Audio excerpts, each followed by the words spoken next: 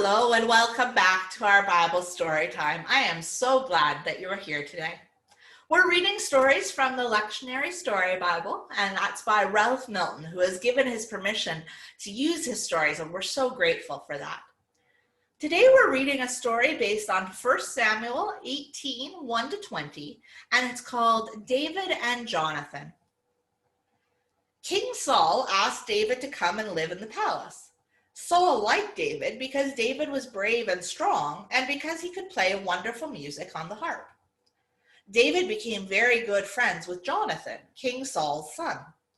Jonathan and David liked to go for walks, play games, and just talk. Even as they grew to be men, they still were best friends.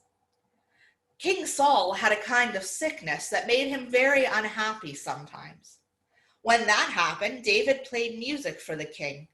David liked to play his harp and to sing songs for the king. Usually the king would stop feeling so sad.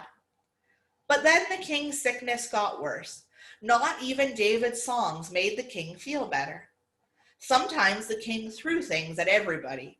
Once he threw his spear at David. David jumped away quickly. The king's spear might have killed him. Jonathan talked to his father and tried to make the king feel not so angry at everyone. That helped for a while, but King Saul's sickness kept getting worse.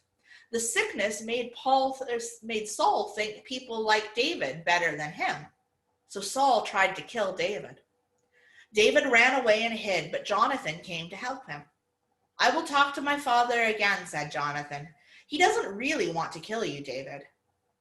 "Yes, I think he does," said David, "and he won't listen to you anyway because he knows we are best friends." "Let me try again," said Jonathan. "You hide in the field. I will talk to my father, then I will come and find you." "That will be dangerous," said David. "Your father might find out and hurt you." "I'll send a secret message," said Jonathan. "I'll come out to the field and pretend I'm practicing with my bow and arrow. I'll bring a helper to chase my arrows. If I say to my helper, 'The arrows are further away,' you'll know my father is still angry." When Jonathan came back to the field, he was very unhappy. He shot 3 arrows and told the helper to get them. "The arrows are farther away," he called to the helper. Then David knew that King Saul was still very sick. David knew he might never be able to live with the king and with Jonathan again.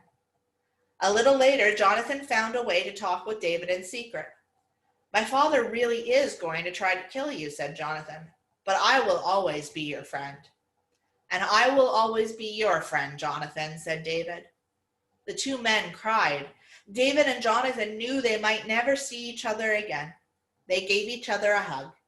Then David went away to hide in the hills, and Jonathan walked slowly back to the palace.